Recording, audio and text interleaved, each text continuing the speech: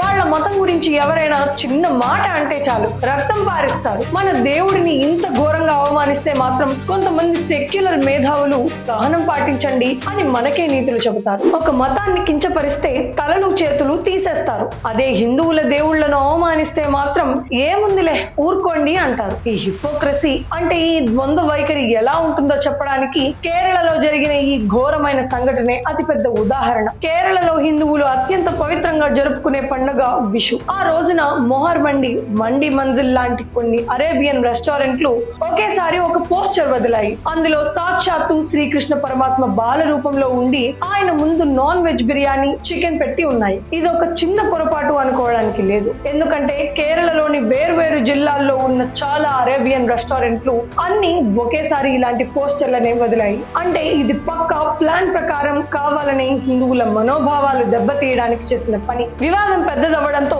Restaurant owner ఒక వీడియోలో നవ్వుతూ అదంతా డిజైనర్ తప్పు, మాకు సంబంధం లేదు అని ఒక నకిలీ క్షమాపణ చెప్పాడు. നിങ്ങൾക്കുണ്ടായ ആ ബുദ്ധിമുട്ട് നിങ്ങൾ മാനേജ്മെന്റ് ടീം നിങ്ങളോട് മാപ്പ് ചോദിക്കുകയാണ്. എല്ലാവരും സഹകരിക്കുക.